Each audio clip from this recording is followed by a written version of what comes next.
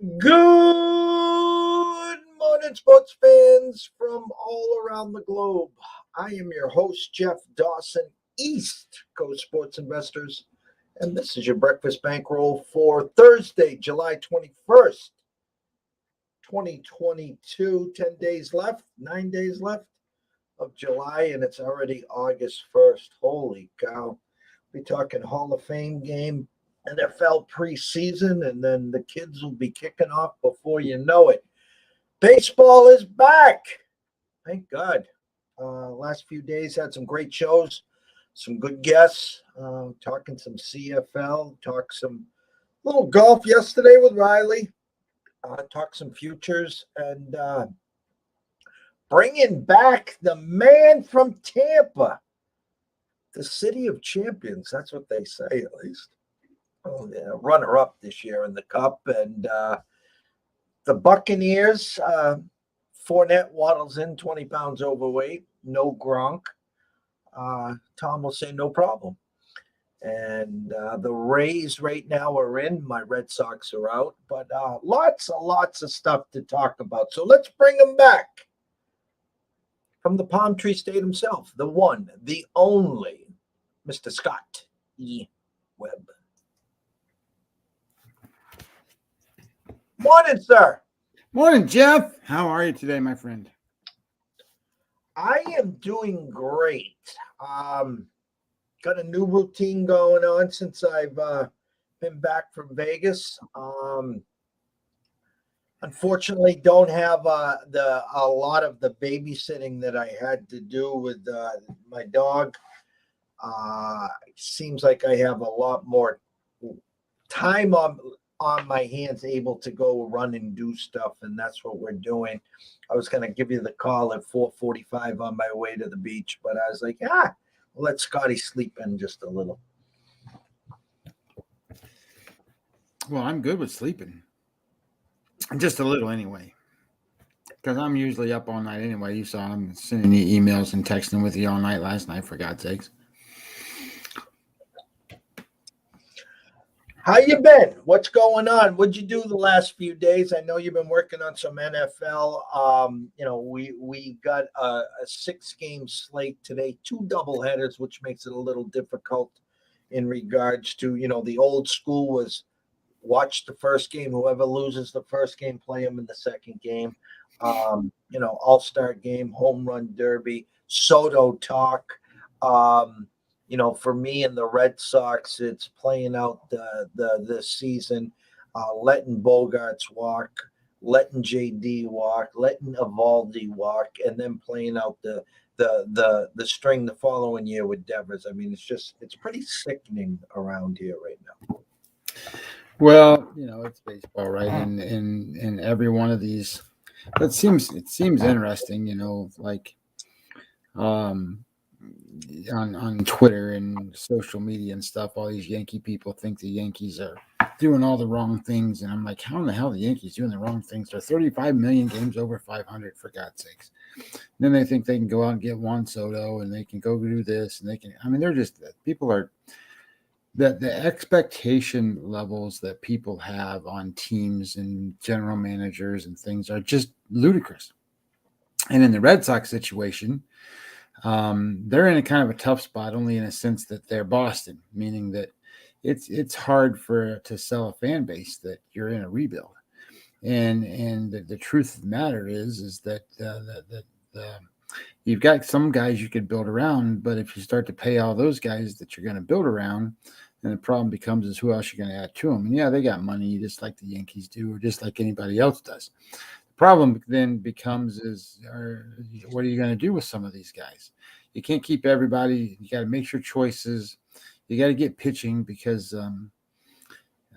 everybody talks about the American League East as an offensive division, and sure, there's power hitters and there's things galore in that division, but it's pitching that wins in the American League East.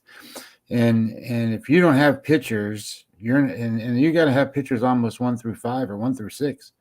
And if you don't have them, you ain't gonna win. So you can go out and get as many good players as you want, and it's just not going to happen. Yeah, Even when the Yankees tried to do that when they didn't have starting pitching, they tried to do it with the bullpen, and they got close, but they can't. You got to have guys that go 6-7 innings. and our guy upstairs learned from you. And what did the Rays do? What are they famous for? Getting the rooks up until their time to get paid, and they move them. And so it seems like the Red Sox, whose farm system is getting better. They have the Ballo kid ready to come up sooner than later.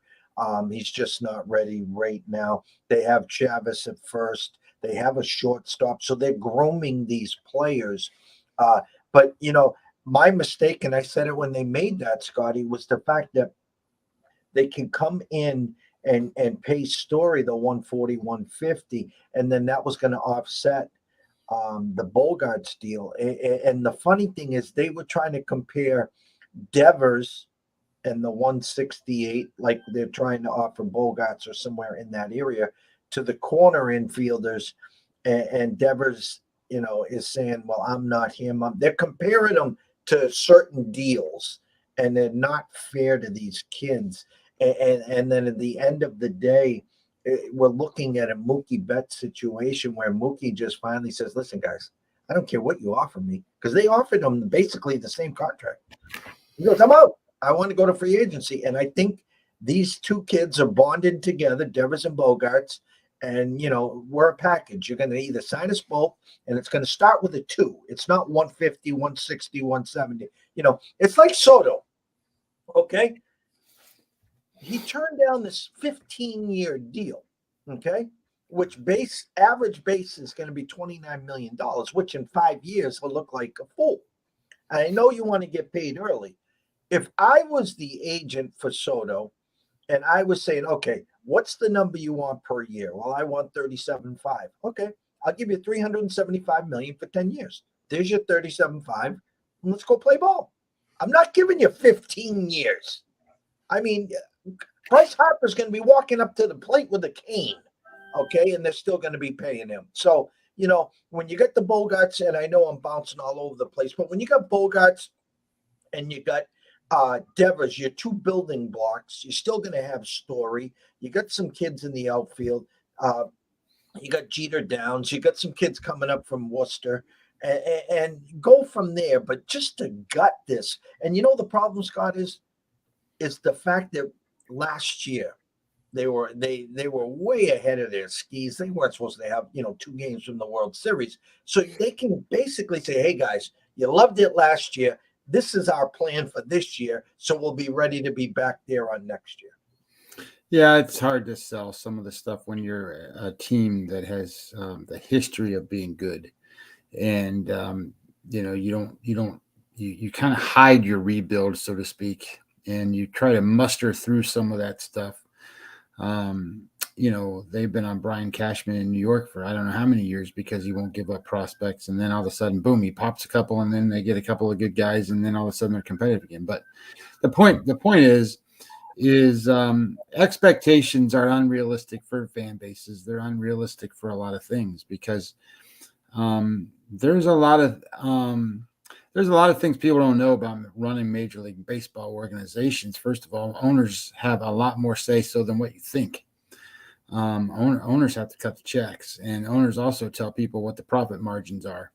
And if you don't stay within those numbers, you're not going to have a job. And these are one of 30 jobs in all the world. So these guys want those jobs. The other thing I find interesting is these guys that came from the Rays organizations, Jaime Bloom and the guy out in San Francisco now, the guy out in out in LA, Dodgers world now. They are interesting to me because in Tampa Bay you ain't got the money, so you got to do some crazy stuff just to survive and be really on top of your game. And then if I look at what the Dodgers do, and the Dodgers do all the stuff the Rays do, they just don't give a shit about the money. They just go spend and get the players. So maybe Boston becomes that. Maybe they don't. Maybe San Francisco does a couple of things. But what I find interesting about the San Francisco Giants is everybody talks about how old they are, But the truth of the matter is the old guys aren't producing. So the younger players have been playing, and they've been playing really well. So it's interesting to see how stuff happens and what happens in Major League Baseball. I've been spending time with that, but I've been also spending time looking at football. And the only opinion I have in football right now, and that's not because of anything more than there's just a lot of stuff to go over, is I think the Tennessee Titans are a great under team total under, and missed the playoffs under. And you can get some pretty good numbers on that stuff. They play one of the most difficult schedules in the NFL. And one thing that I've been really looking at is let me pull it up just so I don't misquote what I'm trying to say. That there are there we go. So teams that have an impact of close games, and basically close games are decided by 3 points or less. And I found it interesting that when you go back and you kind of study like last year's teams, there are so think of it this way: they played 17 games, and if the points were decided by 3 points or less, just put those off to the side, and then tell me what the record is of the team, and then you got the 3 points or less victories and stuff. And what was interesting here is the Las Vegas Raiders. They had 7 games decided by 3 points or less. So kick those to the curb for a minute.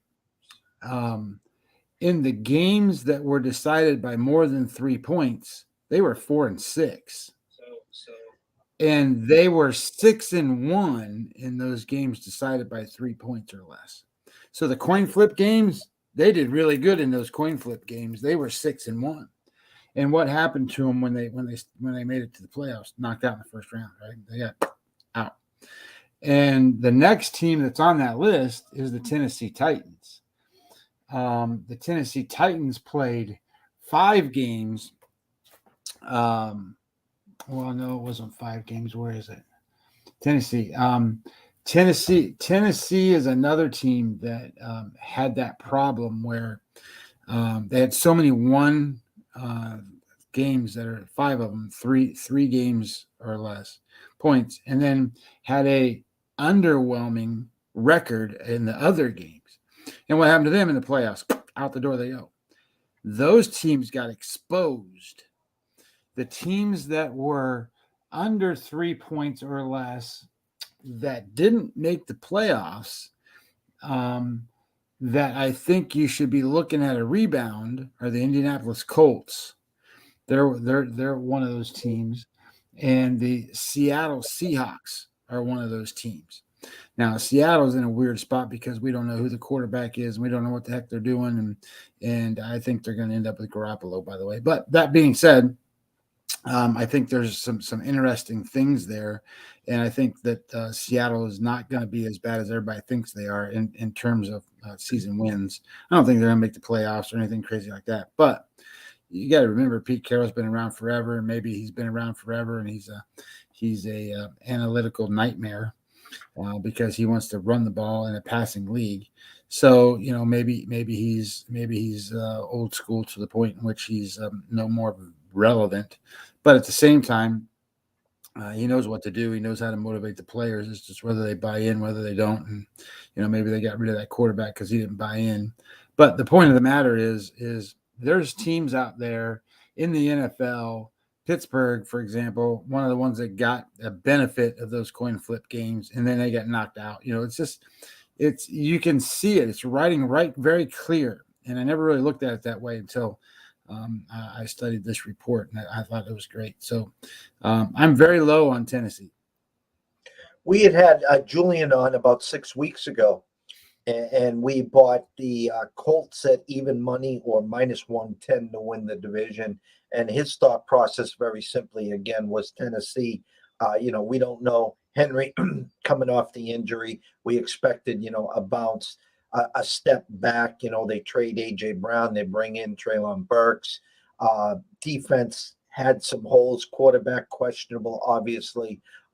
Then you take the other two in the division, and it initially on paper, Scott, it looks like a two-horse race, right? I mean, you got Jacksonville and Houston, right? The Texans in that division. So people are trying to say the Texans are going to be sneaky or whatever. Well, it is what it is. But I clearly think that it's the Colts, the division. They'll have a quarterback that is great from 20 to 20. They have technically the best back in the game right now with Taylor. They have an up and coming star at wide receiver with Pittman. They have a decent tight end. Ryan is a great game manager, and I think they're going to be fine. Yeah, I think I think Houston. I mean, the Colts, they have the third easiest schedule in the league, and I think they're going to be there. That I think Ryan's going to be an improvement from what they had with Wentz. So I think you're going to have a good rushing game. You're going to have a guy that can throw the football and keep him out of trouble, make quality decisions. I also think that there's a team that I haven't figured out yet. And I will tell you this, I think Jacksonville is going to be better than Houston. I think everybody can tell me all they want to about Jacksonville and how bad they are. And I get it. They're bad.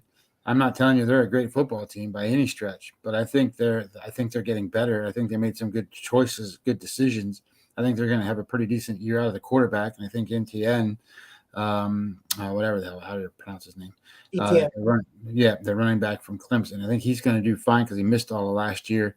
And they got a new head coach. So I think that matters because, you got a guy from the college football ranks in there that just pissed everybody off and nobody wanted to play for him. He made everybody else mad. How can you perform in that environment? So I think, and Peterson's one of those guys that people love, players love him, and he's crazy enough to call anything at any time and do anything at any time.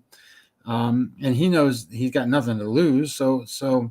And Jacksonville's schedule ranks 12th easiest. So, and Houston's ranks 28th toughest. So I think you might see Houston in the cellar dweller, and Jacksonville surpass that.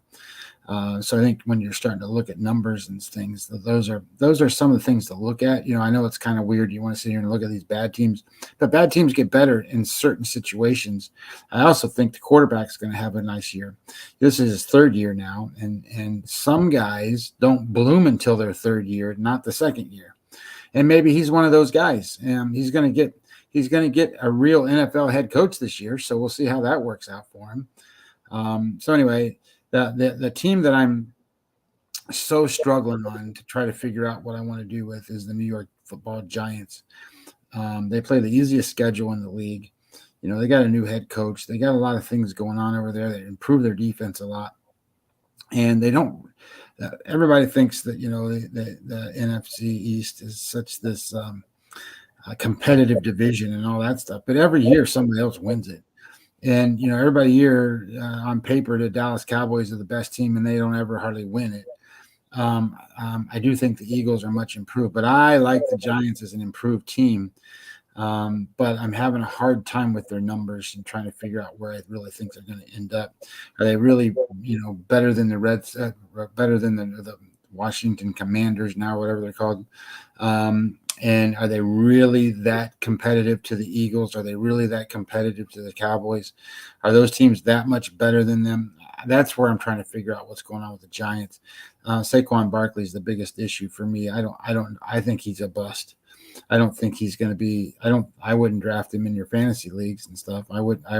He hasn't proved anything to me. I know he's been hurt, but at the same time, I think he's tentative. I don't think he's going to be any good. Going back to your Seattle, it's funny because if you look at their schedule, by the way, they're 4.5 or 5 is their under over.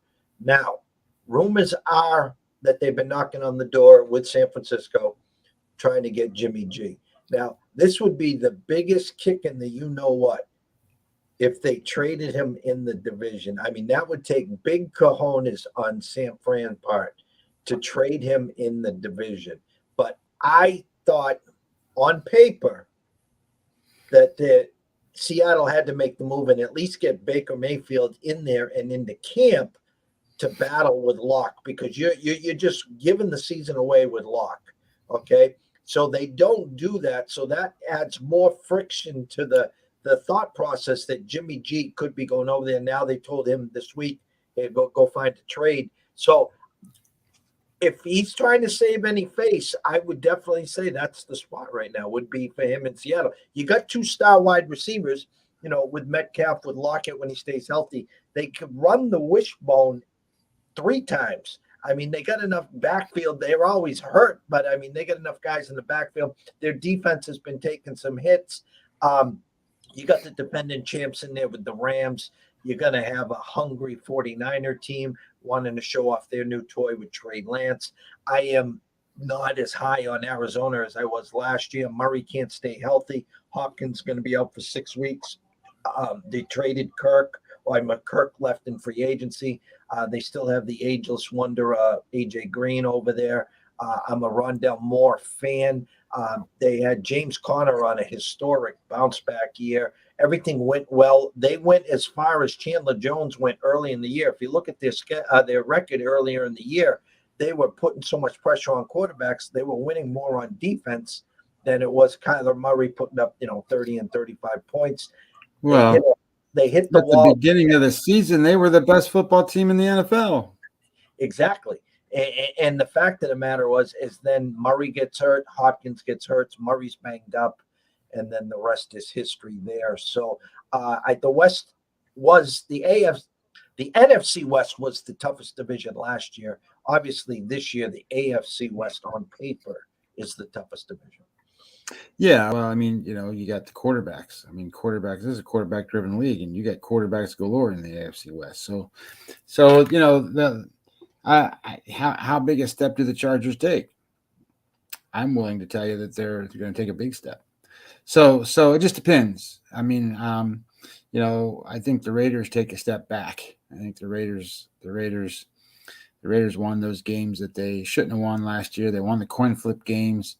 They got a new coach. Yeah, I get it. They got a great wide receiver and they got some talented players and all of that stuff. They're going to be theoretically, they could be a better team. They could be, but they might not have a better record. I mean, that's the way it goes in the NFL. You could be a better team, and because of the schedule or because of the coin flip games the year before, or because of this or that or whatever, you're not as good as you are the next season. So, I think the Chargers are going to be really good. I think that that's a team that probably you can get some value on just looking at some future numbers. So, but anyway, I haven't gone too far other than just to have a solid opinion on Tennessee. That was my, and there was a couple of conflicts in there that I got to iron out. And then after I get that done, and we can have a show on this and go over whatever you want to, NFL related or college related for that matter. But the other thing about today's baseball board, I don't know if you want to shift into that for a second, but what I found interesting is today's games, right? You and I talked about, they're going to have a handful of games on Thursday. These aren't goddamn scheduled games. These are makeup games from the beginning of the season when they canceled the first week. So they got to make up some of these games. They made up some here and there. So, for example, the New York Yankees, right? They're in Houston for a doubleheader. They play in Baltimore Friday. So when this doubleheader's over, they're flying to Baltimore and got to play tomorrow. They're not playing the Astros. These are makeup games. The one that is interesting is Texas. Texas is playing Miami today in Miami and has to turn around, and tomorrow they play Oakland in Oakland. So in terms of travel and in terms of, how vested am I in this one game in Miami? I don't know how vested they're going to be. Detroit is in Oakland for 2. They got kind of a break. They don't play on Friday, so there ain't no big deal for them. And then they're home against Minnesota. Houston plays these 2 games at home against the Yankees, and then Friday they got to go and they play in Seattle. Now, travel mode, that's not too bad. I mean, you're not traveling. You're staying almost in the same time zone and stuff, so that's not too terrible. And then Miami, they're playing that home game against Texas today, and then tomorrow they go play Pittsburgh in Pittsburgh. So they got to fly out, but again, that's same time zone, so I don't think that's too much of a problem for them. Oakland's got the 2 home games against Detroit today, and then they have a home game against Texas. So they ain't going anywhere. So this is just like a doubleheader. They don't have a travel problem. And San Francisco and the Dodgers, they're the only game that's truly the first game of a 4-game series.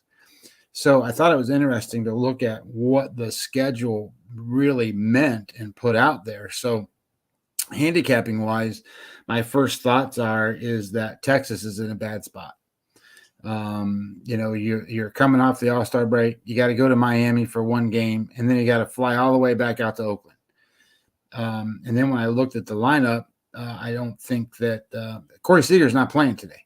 He's not in the lineup. So he's their best offensive player over the last 14 days. And I sit there and I go, well, how do you think you're going to beat anybody? I mean, I get it. I posted that thing on our Discord channel, how bad the offense is for Miami. But if you're not going to match up, and you got to still score, and you got to beat Lopez today, I'm not so sure that motivationally speaking that Texas is in it today. Yeah, and we got some of the pitchers now coming in. White versus Rondon in the Dodger San Fran. For the Yankees in their doubleheader, Montgomery versus Javier. Javier opened at minus 135, is now at 130 in game 1. Game 2, Herman versus Garcia, opened at 118, now minus 115. So I think the smarter guys will just let game 1 go and assume the Yankees are going to lose, and they'll come back with Herman over Garcia and say, well, the Yankees aren't going to lose a doubleheader, so that's how we're going to play that game. Your doubleheader, Detroit and Oakland, Skubal versus Logue. Skubal minus 145 right now. Game 2, Hill versus Montas. Could be one of his last starts for Oakland. Opened up at 157, currently at 155. Your Texas-Miami game opened at 125, now 120, but the intriguing part, again, the under-over at 6.5. They're expecting Gray and Lopez to spin a nice one there. White and Rondon, I thought was interesting. Opened at 134, now 130. A real low price for the Dodgers at home. I've talked about this before. Which Rondon are we going to get? And you could say to yourself, hey, that's a great price for the Dodgers.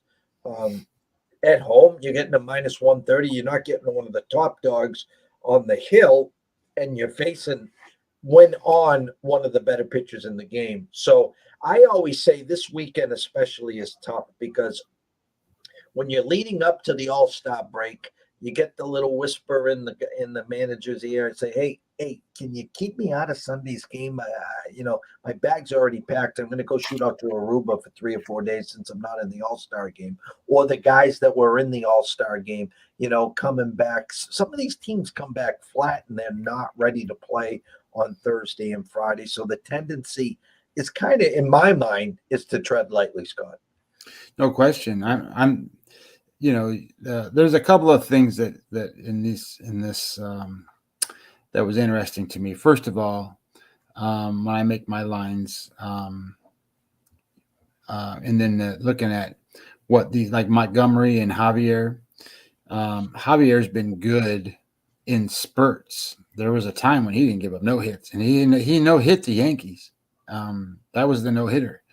So his game score for the season's a 56, and Jordan Montgomery for the season's a 55.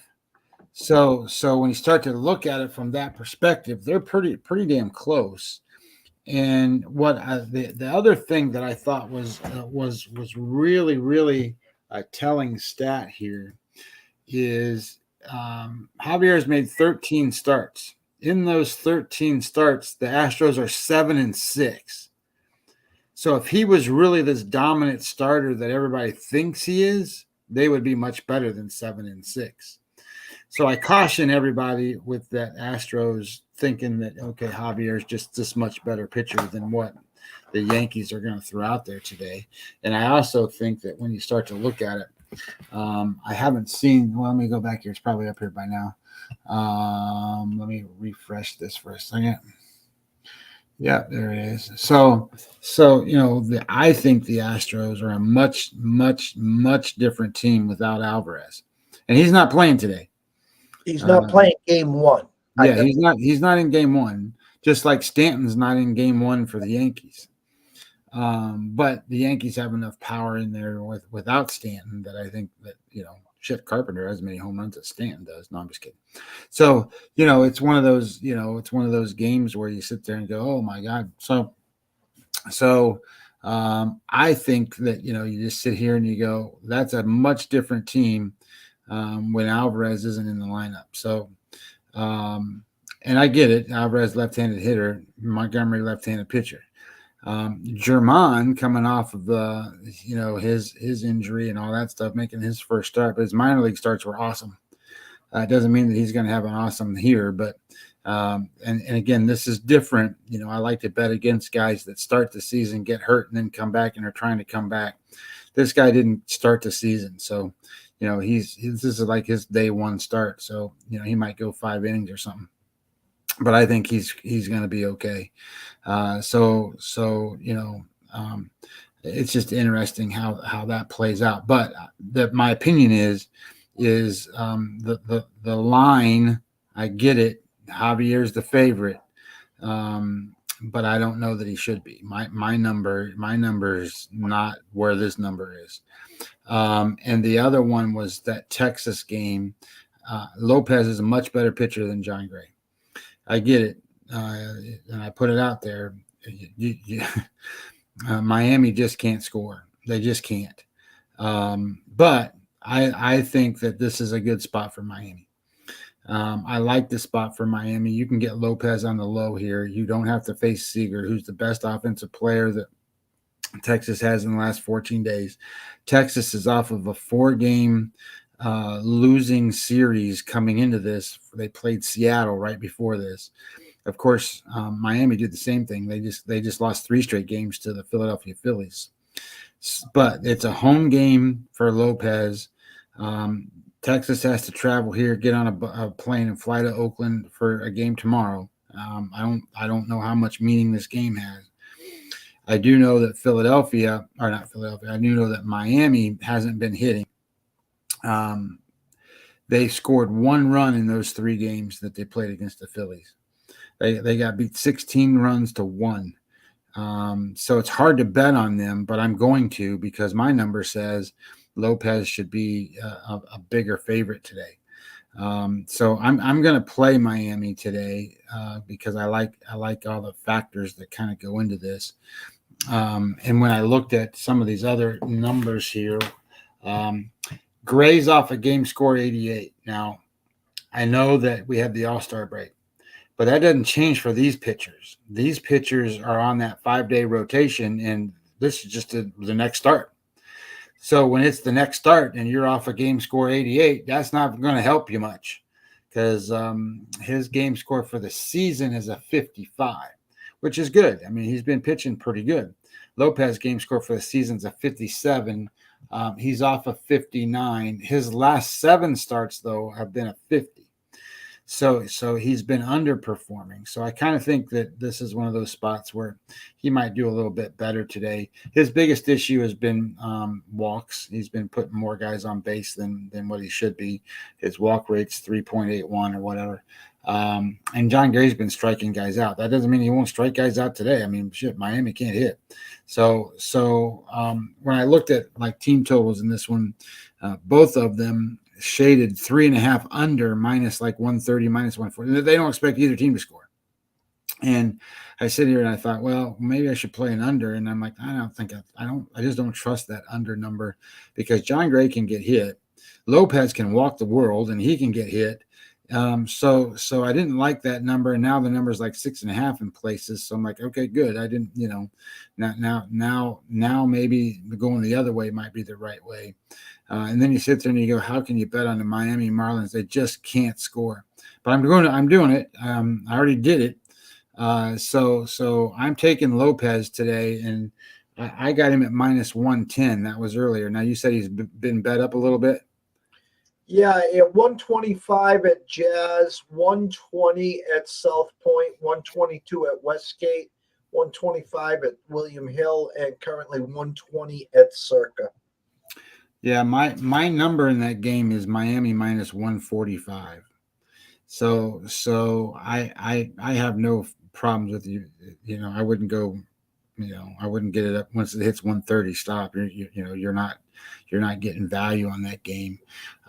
So anyway, I like Miami in that one, and I stay away from that Scooble and Lowe game because, to be honest with you, Scooble's been pitching like he's one of the worst pitchers in baseball. The last 7 starts, 38.7 is his game score. 38 for one of the guys that still, even though he's got those last 7s a 38.7, his game score for the season is a 54.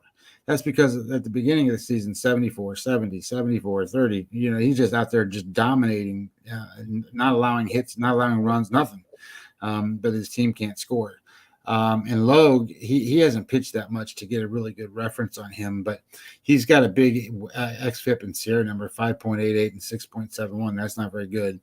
And but the line is not right for me. I wouldn't go. What is it? 150, right? Isn't that what the number was? 150 or something? 145. Yeah, my number is Detroit -139. So it's pretty much in the same ballpark. But there's no way that I'm going to get involved in that. I didn't do the second game with the Yankees because I wasn't sure who was pitching. At first, I thought Tyon was going to be out there because I thought he was going to pitch. Maybe he pitches tomorrow or something. But he's not pitching today. That Detroit in second Detroit game, I have Montas -135, and I know it's -150 or something. You can't look. Montas is a good pitcher, and there's nothing wrong with him. But his team sucks. You realize he's pitched 18 times already this year, and in those 18 times, he's 4-14. He's 4-14, and you're going to tell me you're going to bet $150 -150 on him? I don't care who they're playing, but -150? Are you kidding? So, and he's a road favorite, right? I'm like, no, I don't think that's the way. Oh no, he's at home. He's not a road favorite. So I don't like it.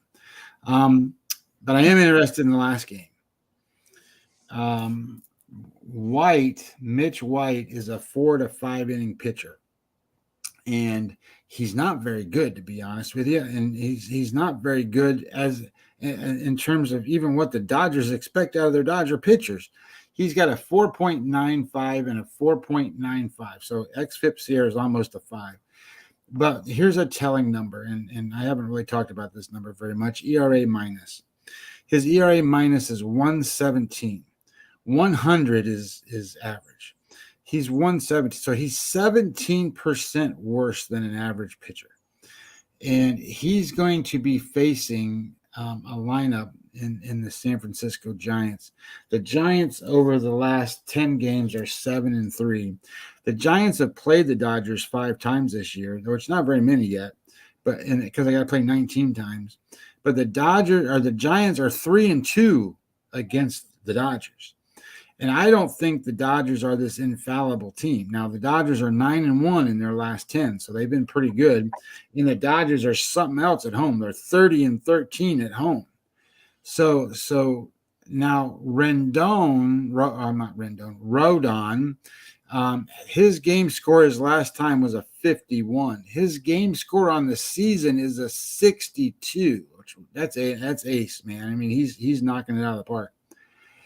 His game score for his last 7 is a 70. I mean, holy shit. It's a 70. This guy has been lights out. 2.85 xFIP, 2.85 Sierra. You remember I told you about that ERA minus number? 57. Can you please tell me I think it was his last start. We had him and he sucked. Well, his last start was a game score 51. His time before that was a 92. Yeah, we had him on 51. Yeah. So I mean, even his worst starts are a game score 50, a game score 51, which is an average start for an average Major League Baseball player. He's been dominant. He's made 2 starts against the Dodgers, and it's both this year. He has 12 innings pitched, 5 hits. 12 innings pitched, 5 hits against the Dodgers, with 11 strikeouts so far. His strikeout rate, 11.25 per 9 innings. And the Dodgers have been striking out a little bit. So I kind of like the idea here that Rodon is a much better pitcher. You're probably going to get minimum 6 innings out of him. You might get 7 or 8. And if you can get 7 out of him, I think you're going to win the game. So in my mind, and what I'm looking at is a line that's out of it's not right. The Dodger line is too high for the Dodgers. So give me the Giants. I got them at plus 125. And when I started looking at numbers and looking at, offenses and all that stuff, the Giant offense has not been terrible. And they're 7-3 in the last 10. And let me pull it up here. Teams batting last 14 games, blah, blah, blah, blah, all that crap. 14 games, blah, blah, blah, blah, blah, offense. So the Dodgers are number 2 in all of baseball behind the Yankees, and the Giants are number 5. So you got the number 5 offense facing a pitcher who's going to go 4 or 5 innings, and then the bullpen. And then you got a pretty dominant ace kind of pitcher on the mound facing the number 2 offense. And now you got a big line. So I'm going to take the underdog here. It's a rivalry game. And coming back and who knows who's going to, I don't see lineup. So Dodgers had guys in the home or in the All-Star game. Maybe one of them guys ain't playing today. Who knows? I don't know. You can get Rondon plus 100 first 5. Yeah, I mean, you can do that too. I'm taking a full game just because I get it. The bullpen's better for the Dodgers, but at the same time, I think that the offenses are what, this game could be 2-1. Who knows? Closing thoughts. Closing thoughts are that, gosh, it's fun to start studying football again and looking at some of the football stuff that I've been dealing with. So that's been fun. It's also good to get back on the air. I mean, this is the first time back since my father passed. So it's good to get back on the air. It's good to do a regular routine again. It's good to move through life, right? Because every day you don't know what the next day brings or even what the afternoon brings, but how you react to that, what you do with that, and then how you stay focused and move forward is all very, very important. Don't get caught up in the stuff that holds you back. Let the stuff that holds you back go. Get involved in the things that are important to making you progress forward. Get involved in the people who help you progress forward. And if they're not, you don't need them. I'm just telling you, you don't need them. And you move forward from there, and you will find 2 things. One, you will have a much more quality of life than you ever thought you had, with goals and achieving goals and being committed to the things that you had. And then number 2, you're going to go through life focused, and you're going to go through life looking for the next thing to achieve. And as far as I'm concerned, that's the way to do it. So for me, we're at the start of the second half of 2022. That's why I usually break it down. You get to the Super Bowl, you get to March Madness, you get through the NBA, NHL championships, and then you get to the All-Star break. And it's, the dog days of summer. The next couple of weeks, we will be breaking down some NFL, some college. We have some guests coming on that will be talking from DraftKings, Julian Edlow. Tomorrow, Ron will be on from Ron A Sports talking ACC. You and I will be doing some breaking down. Riley will be doing some breaking down. So we're going to be covering some futures, some under-overs and stuff like that to get us to August, to get us to the preseason. And then obviously the end of August and September, Labor Day weekend, the official kickoff there. So in between time, we'll be sifting through the MLB as we get closer to the trade deadline. Talked some futures. American League, National League, Scotty, yesterday. If there was any meat on the bones anywhere, Mattress Mac put another $2 million on the Astros to win $10 million, offsetting his furniture and his mattress sales there. I was looking at some of the numbers, and the one that intrigued me, our buddy and our friend, if he's watching right now, TJ will get a nice hoot out of this one. The Mets just hovering at 7-1. They got Max back. They pushed DeGrom back. I think he was supposed to pitch on Tuesday. I think I understood it. They're going to push him back, but he'll be coming back in the next couple of weeks. Just reading it from a number standpoint, you can grab the Padres right now at 25-1, and they'll be active come trade deadline, and they'll be getting Tatis back. So again, that number is a great number, but Vegas is saying, "Hey, come on board." I mean, we'll let you print the tickets till October 1st. We don't care. But the Mets number, Scott, as I'm closing up at 7-1, and we talked about all the injuries that they went through. They could be active at the trade deadline to get a bat. And I'm not drinking the Kool-Aid, but Vegas has given you a pretty good hint that they think they're here to stay. Well, they are. There's no question. You and I talked about this a while back, and we talked about the Braves, and when the injuries happened, and the Braves made a big run here. I mean, they had to do a holy shit run to get there, and they are. But I would tell you that the Mets are going to hold them off. The Mets are going to win that division. And the Mets are going to be everything the Dodgers can handle if the Dodgers make it that far. So, think about it, right? You're gonna go out there with Scherzer, who's pitching like holy cow, he's pitching great. You're gonna have DeGrom, who's gonna pitch great. You got Walker, who's pitching great for them. You got Bassett, who's pitching great for them. You're going to throw guy after guy after guy after guy. They just need offense. So it's just like anything else. I mean, to get some of these guys going on offense, if they go out and make any moves at all, and bring in some of these guys that can hit, this team could be as good or better than anyone in the National League. And then, that pitching staff is going to have to control the offense for the other teams. And you know what? They can.